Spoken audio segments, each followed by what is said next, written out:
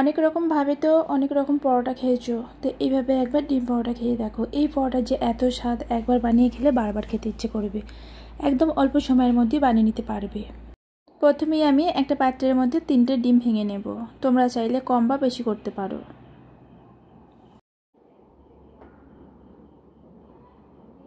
তারপর এখানে আমি দিয়ে দিচ্ছি চিনি। চিনিটা তোমাদের স্বাদ মতো দেবে, আর সামান্য পরিমাণে লবণ দিয়ে দিচ্ছি।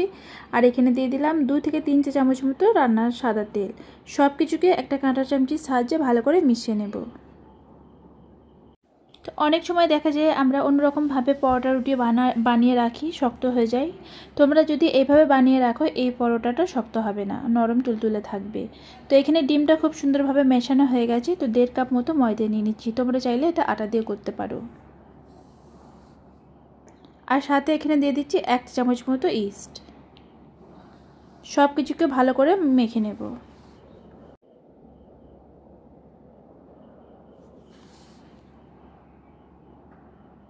তো এখানে দেখো কাঁটা চামচির সাহায্যে পুরোপুরি মাখা হবে না। তো এবার হাতে করে আমি সুন্দরভাবে একটা ডো আকারে মেখে নেব। তবে রুটি আমরা সাধারণ যেরকম বানাই তার থেকে একটু নরম হবে এই ডোটা।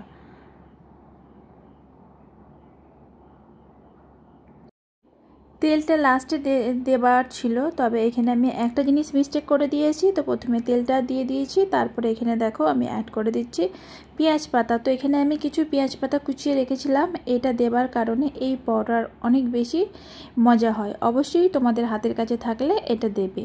তো আরও একবার মেখে নিচ্ছি। এই পরোটা তোমরা সঙ্গে সঙ্গে করতে পারো, যদি হাতে সময় থাকে আধ ঘন্টা বা 10 মিনিট রাখলেই হবে। তো আমি 10 মিনিটের জন্য ঢাকা দিয়ে রেখে দেব। 10 মিনিট পরে ফিরে এসেছি, আর এখানে খুব সুন্দরভাবে সেট হয়ে গেছে। তো এবারে আমি এটা পরোটার আকারে বেলে নেব বা রুটির আকারে করে নেব। এখানে কিন্তু বেলাবেলির কোনো ঝামেলা নেই। হাতে করে নিয়ে একটু চ্যাপটা মতো করে নিলেই তৈরি হয়ে যাবে একটা রুটি। তো আমি বেশ কিছুটা এখানে আটা নিয়ে নিয়েছি। আর আগে থেকেই দেখো একটা পিঁড়ের মধ্যে তেল মাখিয়ে নিতে হবে, নাহলে এই রুটিটা উঠবে না। আর হাতে করে এইরকমভাবে করলেই একটা রুটির আকারে শেপ চলে আসবে। এখানে কোনো রকম ঝামেলা নেই, একদম ঝামেলাবি নেই নাস্তাটি।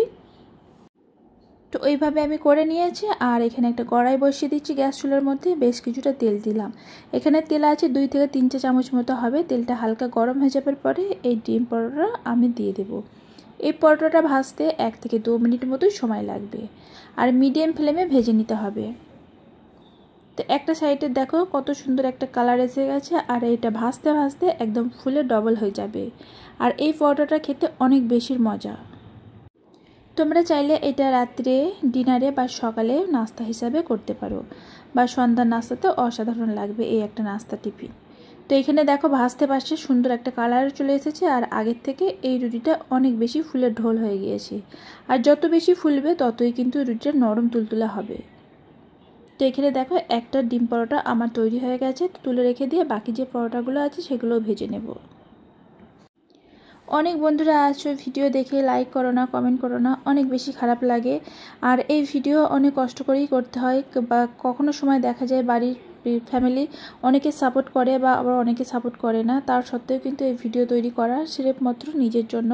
তো আমাকে অনেক বেশি ভালো লাগে যে ইউটিউবে ছোট্ট ছোট ভিডিও আপলোড দিতে। তো ইউটিউবে ভিডিও ছাড়া সম্পূর্ণ নিজের খুশির জন্য আমি ইউটিউবটা চালাচ্ছি এই কয়দিন হয়েছে। প্লিজ তোমরা আমাকে অনেক অনেক সাপোর্ট করো এবং ভালোবাসা দিও। আর এখনও অবধি সাবস্ক্রাইব করোনি, প্লিজ বন্ধুরা সাবস্ক্রাইব করে একটি লাইক করে দেওয়ার অনুরোধ রইল। আর তোমাদেরও যদি সাপোর্টের দরকার, অবশ্যই তোমরা আমাকে কমেন্ট করো, আমিও কিন্তু তোমাদের সাপোর্ট করব, যতটা পারবো ততটা করব। তবে একটুখানি দেখে চলে গেলে হবে না। ছোট্ট একটা ভিডিও 4 মিনিটের দেখে কমেন্ট করবে, অবশ্যই আমি বুঝতে পারবো। আর এতক্ষণ আমার সাথে আছো, অসংখ্য ধন্যবাদ। আর এখানে দেখো খুব সুন্দরভাবে পরোটাগুলো আমার তৈরি হয়ে গেছে। আর কেমন লেগেছে যেতে যেতে অবশ্যই কিন্তু একটা কমেন্টসে লিখে দিয়ে যাবে। তো এতক্ষণ আমার সাথে আছো, সবাইকে অনেক অনেক ধন্যবাদ। সবাই ভালো থেকো।